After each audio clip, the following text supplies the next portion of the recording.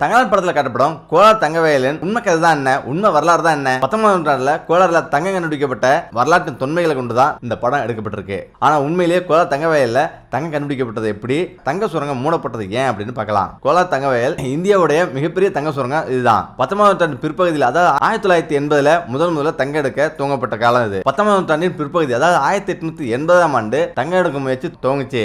அப்போது இருந்து 2001 வரை இதுவரையும் 800 டன் அளவுக்கு தங்கம் எடுக்கப்பட்டிருக்கு. ஆனாலும் அதுக்கு முந்தைய காலகட்டத்தில் எவ்வளவு தங்கம் எடுக்கப்பட்டது அப்படின்னு இதுவரையும் கணக்கு தெரியாது. ஆனா இதுவரையும் உலகத்திலேயே 2% தங்கத்தை கோலார் தங்க வயல்ல இருந்து எடுத்திருக்காங்க. உலகின் தங்க உற்பத்தியிலே கோலாரின் தங்க வயலின் பங்களிப்பு 2%. இங்குள்ள சுரங்கங்கள் நீளம் மட்டும் 1360 கிலோமீட்டர் நீளம் கொண்டது. உலகின் மிக ஆழமான தங்க சுரங்கம் இதுதான். அதுவும் 3 கிலோமீட்டர் கிட்டத்தட்ட ஆழம் கொண்டது. கோலார் தங்க வயல் கர்நாடக மாநிலத்தில் போவரிங்பேட் தாலுகால அமைஞ்சிருக்கு. பெங்களூரில் இருந்து சுமார் 90 கிலோமீட்டர் தூரத்தில் இருந்து இருக்குது. சரி, தங்கம் கண்டுபிடிக்கப்பட்டது எப்படி? 5ஆம் நூற்றாண்டுல குப்தர் ஆட்சி காலத்திலிருந்து தங்கம் வெட்டி எடுக்கப்படுதா ஆராய்ச்சியாளர் பிரிஜெட் தெரிவிக்கிறாரு. வெங்கடசாமி என்பவர் எழுதிய இந்திய நிலவியல் கழகம் வெளியீட்டுல இந்த புக்ல கோலார் கோல்ட்மேன் என்ற நூல்ல சிந்து சமவெளியில் பயன்படுத்த தங்கம் எல்லாமே கோலார் தங்க வயலிலிருந்து வெட்டி எடுக்கப்பட்டது அப்படின்னு சொல்றாரு. கங்க மன்னர்கள், சோழர்கள், ஹாய்சாலர், விஜயநகர பேரரசு ஆகியவற்றின் கீழ் கோலார் இருந்தது. இதுக்கு பிறகுதான் முடிவில் ஹைதர் அலியின் திப்பு சுல்தான் கீழ் வந்தது. 4வது மைசூர் போர்ல திப்பு சுல்தான் கொல்லப்பட்ட பிறகு தானவராயன் என்ற ராணுவ அதிகாரியை ஆங்கிலேயர் நியமிச்சாங்க. அவர் எர்குண்டா மலைப்பகுதிக்கு வரும்போது தான் ஊர்காவன், மாரிக்குப்பம் போன்ற பகுதியில் தங்கம் கிடைக்கிறதா அவர் கேள்வி விடுறாரு. முக்கியமா அந்த பகுதியை சேர்ந்தவங்க பாறைகள் உள்ள தங்கங்களை வெட்டி எடுத்துட்டு இருந்தாங்க. இதை எடுத்தா இந்த பகுதியில் கிடைக்கும் தன்மைகளை ஆராய முடிவு செஞ்சாங்க அவங்க ராயன். அவரோடு பணியாற்ற தெருத்தோடு பழங்குடியை சேர்ந்த 12 பேர் முன்வந்தாங்க. 3 பணியாளர்களுக்கு ஒரு நாளைக்கு 1 வெள்ளி அப்படின்னு அவங்களுக்கு சம்பளமா கொடுக்கப்பட்டது. ஒரு மாதம் வேலை பார்த்தா 30 பக்கோட தங்கத்தை வெட்டி எடுப்பாங்க. அதே நேரத்தில் ஊர்காவன் பகுதியை சேர்ந்த பட்டியல் இனத்தை சேர்ந்த ஒருத்தர் தனக்கு தங்கம் கிடைக்க தெரியும் அப்படின்னு ஒரு சுரங்கத்தை காட்டிருக்காரு. ஒரு பழங்கால சுரங்க பகுதியை காட்டிருக்காரு. அந்த சுரங்கத்தில் தான் ஆய்வு பண்ணாங்க. முக்கியமா அங்கிருந்து கிடைத்த மண்ணில் குறிப்பிட்ட அளவு அதிகமாகவே தங்கம் கிடைச்சது. தனக்கு கிடைச்ச தங்கம் எவ்வளவு தரமானது அப்படின்னு ஆய்வு செய்யறதுக்காக சென்னைக்கு அனுப்பி வச்சாரு அவரு. அது சுத்தமான தங்கம் அப்படின்னு கண்டறியப்பட்டது. ஆனா அப்போது அரசு தங்கம் தோண்டுதல ஆர்வம் கட்டவே இல்லை. சரி, அதுக்கு பிறகு தங்கம் எப்ப வெட்டி எடுத்தாங்கன்னு கேட்டீங்கன்னா, அதே நேரத்தில் பெங்களூரில் மைக்கேல் லாவர் என்ற ராணுவ வீரருக்கு இந்த செய்தி கிடைச்சது. அவர் கோலாறுல தங்கம் தோண்ட மைசூர் அரசிடம் விண்ணப்பித்து பல சிரமத்துக்கு இடையில 1874 வருஷம் உரிமை பெற்றாரு. ஆனா இவரு தனக்கு கிடைத்த உரிமத்தை 1876ல வேறு சிலருக்கு மாற்றினாரு. பிறகு பல பேர் இறங்கி 5000 பவுண்ட் முதலீடு செஞ்சு கூட்டா சேர்ந்து தங்கத்தை தோண்டினாங்க. முதல்ல பெருசா கிடைக்கலனாலும் பிறகு அவங்க எதிர்பார்த்ததை விட பயங்கரமா பல மடங்கு இருந்து தங்கம் வந்துட்டே இருந்தது. இதை கேள்விப்பட்ட சென்னை சேர்ந்த ஊர்கான் கம்பெனி நிறுவனம் 10,000 பவுண்ட் அளவுக்கு முதலீடு செஞ்சுச்சு. ஒரு நிறுவனத்தை தொடங்குச்சு. இதுக்கு பிறகு மைசூர் கம்பெனி அப்படின்னு பல நிறுவனங்கள் சேர்ந்து மொத்தம் 11 நிறுவனங்கள் 1,20,000 பவுண்டு முதலீடு செஞ்சாங்க.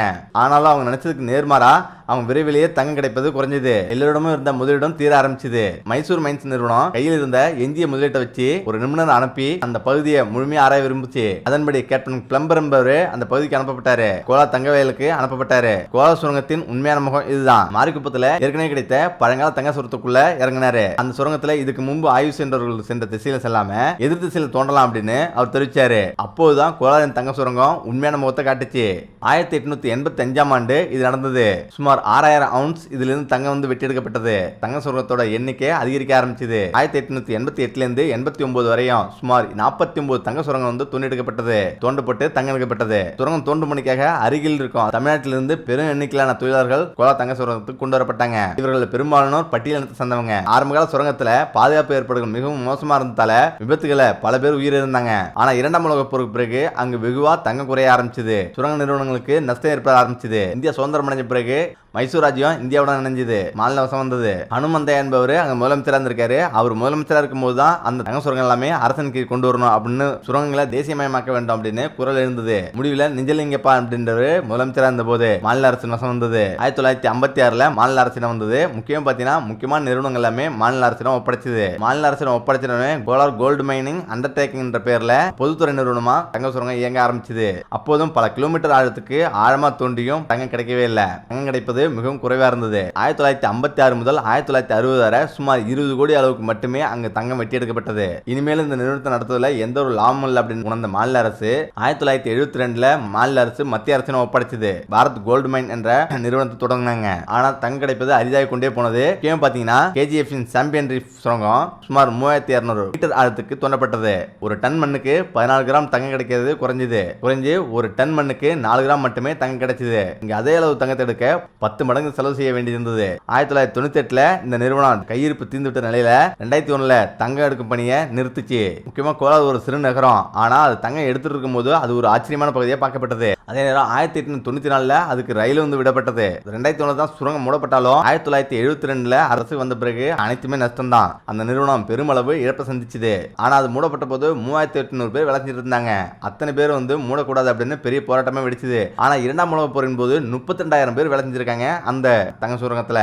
அதுக்கு பிறகுதான் அந்த பகுதி முழுவதும் களை இருந்தது. அந்த பகுதியில் உள்ள மக்கள் எல்லாமே அந்த நகரத்தை விட்டு வெளியாகி வேறொரு நகரத்துக்கு குடிபெற ஆரம்பிச்சாங்க. இதை வச்சு தான் பா ரஞ்சித் இந்த தங்கலான் படத்தை எடுத்திருக்காரு. ஓகே, நம்ம மீண்டும் அடுத்த சந்திப்போம். நன்றி, வணக்கம்.